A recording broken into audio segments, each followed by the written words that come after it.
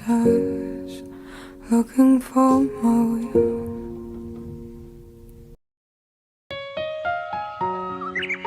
Ang malayong lupain, matatagpuan ang bathalang may angking kagandahan at kabaitan. Siya ay nagngangalang Maria. Si Maria ay tinaguriang nag-iisang anak ng dalawang makapangyarihang bathala. Sila ay si Dayang Makiling at Gat Panahon. Sila ay kinatawan, tagapangalaga ng bayan ng Makiling.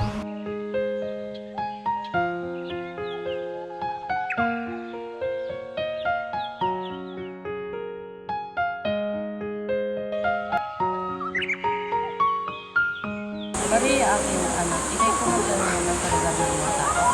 Oo, inang bathala. Pumunta ko sa mundo ng mga tao. Napakaganda at nakakaliwang kami ng pagmamahal. Marami kami napagkwentuhan at napag-usapan. Maria, paalala lamang, huwag mong ibigay ng lubusan ng iyong tiwala sa mga tao. Dahil sa pananabik niya sa mga tao, naging ugali na ni Maria araw-araw halos lumuwas ng bayan, kasama ang dalawang ita sa likod. Kay ganda ng araw, ako'y mamimili muna sa talipapa. Pagpulas na isang bumili na ako.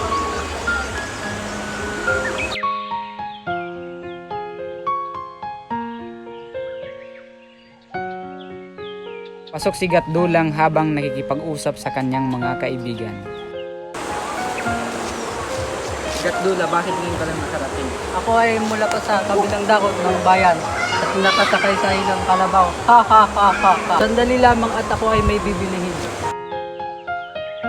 At magpapaalam na may bibilhin. Hahalo siya sa mga tao at hihinto siya sa pinagbibilhan ni Maria. Sabay nila kukunin ang mga gulay at ang mga dahon.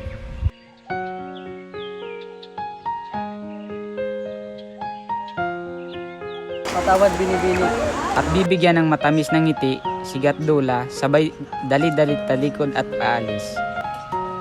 Dula, tili napapadalas ng iyong pagdalaw dito sa Makiling. Ganun ba? Bakit di ko masaksiyan ang binibining ating hinahanap? Sige, at ako ay lilisan lamang muli. Ngunit sa kanyang paglalakad, nakita at nasalubong niya si Maria. Sila'y nagkatitigan at ngumiti si Gatdula na may saya sa kanyang muka nang makita si Maria. Ang tinis kong hirap at ilang araw ay malulunasan na. Bakit? Sama si Gatdula at si Maria naglalakad sa ilog. Tinatago ang kanilang lihim na pagmamahal at nararamdaman. Batid sa kanilang mga tingin ang lalim ng pag-iibigan.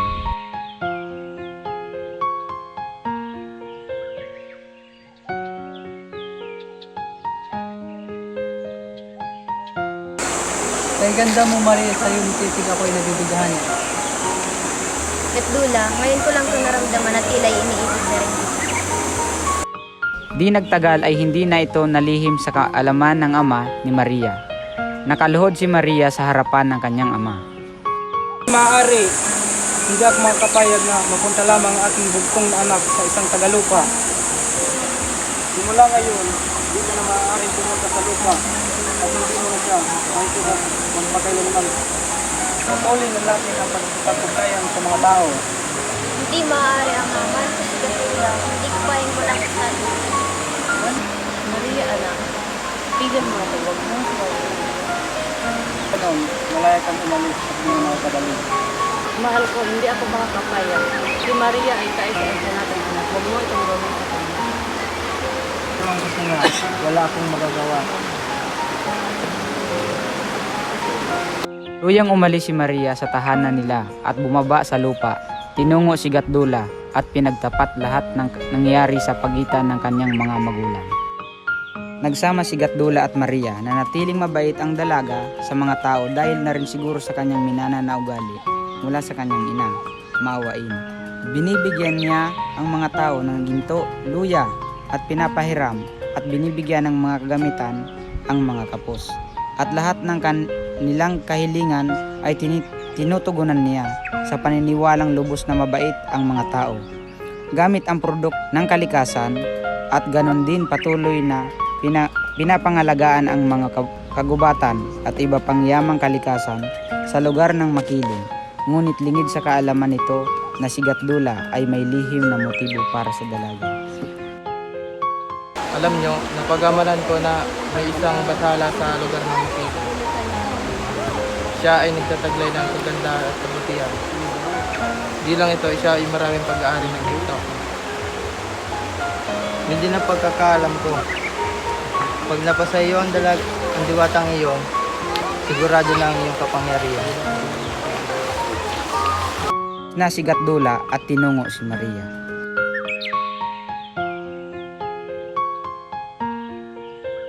Maria, may malaki akong suliranin at ikaw lang ang makakatulog sa akin. Paano kita matutulungan sa iyong suliranin? Alam kong pinapangalagaan mo ang kagubatan doon at aking narinig na may yamang ginto doon na ikaw lamang nakukuha. Ang mga ginto doon ay di pwedeng maupas at buhay ito ng kagubatan. Ngunit maaari kang kumuha ng mga ilang maliit na pamagamit. Salamat Maria at saan ko ito matatagpuan? Sa gitna ng kagubatan, sa may malaking puno. Ngunit may tiwala ako sa iyo, sana huwag mo itong ipagsalisay. Maria, alam mong matapat ang aking pag-ibig. Pagkaumaga, dumiretso na si Gatdula upang pumunta sa lokasyon na sinasabi ni Maria na puno ng ginto. Namangha siya sa kanyang nasaksihan, isang puno na ginto. Siya ay nasilaw at hinakot niya lahat ito. Tila'y nakalimutan o di pinansin ang babala ni Maria. Inubos ng kuha ni Gatdula ang mga ginto na nagsisilbing buhay ng kagubatan at di na bumalik sa piling ni Maria. Pansin ni Maria ang panghihina ng kagubatan. Dali-dali siyang pumunta sa gitna ng kagubatan at laking gulat niya, wala ang mga ginto kahit isa. Di maaari, buhay ng kagubatan ang mga ginto. Pinagtaksilan ba ako ni Gatdula?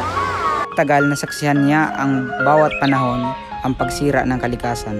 Ngunit ang mga tao ay walang pakialam. Patuloy sila sa pagkuha ng mga yamang kalikasan tulad ng puno at mga hayop. Ang kanyang mga kasangkapan na ipinahihiram ay pinagkakaguluhan at hindi na nakakabalik sa kanya. Di sila marunong tumanaw ng utang na loob. Nag-iba na ang panahon, ang mga tao ay sobra na nagiging sakim at walang pag-aalala sa kinabukasan. Ang kagubatan ay paunti-unti nang nasisira dahil sa wala ng gintong buhay. Ako ang may kasalanan nito, masyado akong nagtiwala sa mga tao.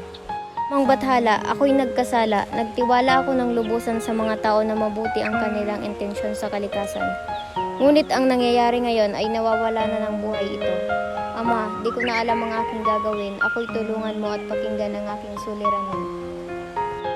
Ang pagsigaw, bumukas ang langit at bumaba ang kanyang ama kasama ang kanyang ina. Niyakap niya agad ang kanyang ina at binuhos ang kanyang mga luha.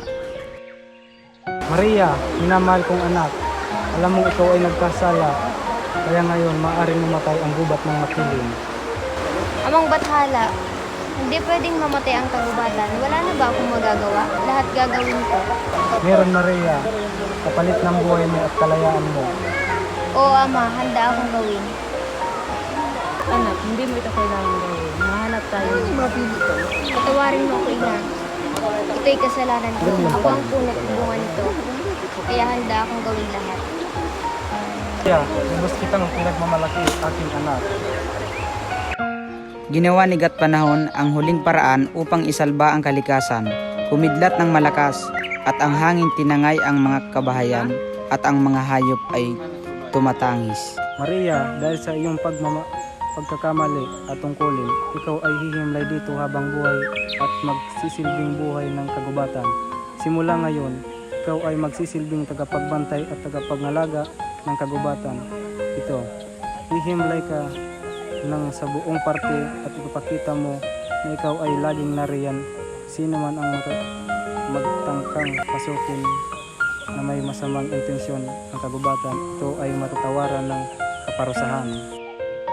At humimlay ang maganda katawan ni Maria sa buong sulok ng kagubatan ng Makiling at makikita mo ang hugis na ito sa buong pook ng Laguna. Sinyalis na ang isang bathala ang magbabantay at ibinigay ang kanyang buhay para sa kagubatang ito. Di nagtagal, kinilala itong bundok ng Maria Makiling at nagnisikat sa lahat ng bayan dahil sa taglay nitong ganda at hugis ng babaeng nakahiga.